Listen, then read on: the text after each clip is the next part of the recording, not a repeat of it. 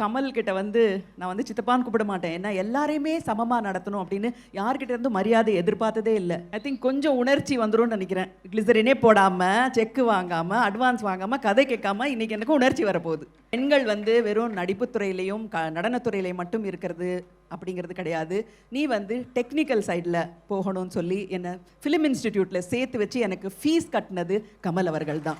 இதை மாதிரி தமிழ் பெண்கள், தென்னிந்திய பெண்கள், இந்திய பெண்கள் எல்லாருமே அங்கே மேலே இருக்கணும், ஏணியோட உச்சாணியில் இருக்கணுங்கிறது தான் அவருடைய ஆசை. சின்ன வயசுல இருந்தே ஏதாவது பிரச்சனை வந்ததுன்னா எப்படி சமாளிக்கணும் அப்படிங்கிறத 12 வயசுலையும் 13 வயசுலையும் 17 வயசுலையும் இருந்த பெண்களுக்கு சொல்லிக் கொடுத்தவர் அவர்.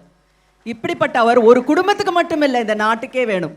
பெண்களுக்கு நிச்சயமாக நீங்கள் என்ன வேணா செய்யணும் அப்படின்னு நினைக்கிற முற்போக்குவாதியான கமல் மாதிரி ஒருத்தர் வேணும். மறுபடியும் சொல்கிறேன், என் வாழ்க்கையில் இருக்கிற எல்லாமே நீங்க கொடுத்தது தான். மணி கூட நீங்க கொடுத்தது தான். மணியோட வாழ்க்கை கூட நீங்க கொடுத்தது தான். உங்களை தேடி வந்ததுனால தானே அவர் என் வாழ்க்கைக்குள்ளேயே வந்தார்.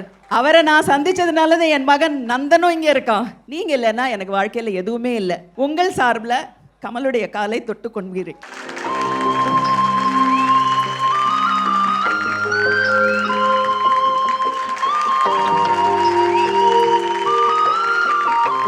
அடுத்தது உங்கள் சார்பில் கட்டி பிடிச்சு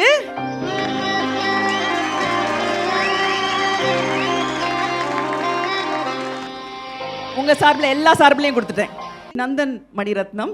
இங்கே பேசுவதற்கு எனக்கு எவ்வித தகுதியும் கிடையாது. அதனால் பிறந்தநாள் வாழ்த்துக்களை தெரிவித்துக் கொண்டு, அதே நேரத்தில் கதைகள் மூலமும் செவிவழி மூலமே கேள்விப்பட்ட திரு டிஎஸ் அவர்களின் சிலையை இங்கே நிறுவி காட்டியவருக்கு என்னுடைய நன்றிகளை தெரிவித்துக் கொள்கிறேன். எதிர்காலத்தில் அவர் கடைபிடித்த நேர்மையும் கொள்கையும் சித்தாந்தமும் நாட்டில் நிறுவப்படும் என்று நம்புவோம். இப்போதான் நேரம் ஆக்ஸ்போர்ட்லேருந்து வராரு, அதான் தமிழ் எப்படி பொழந்து கட்டுறாரு.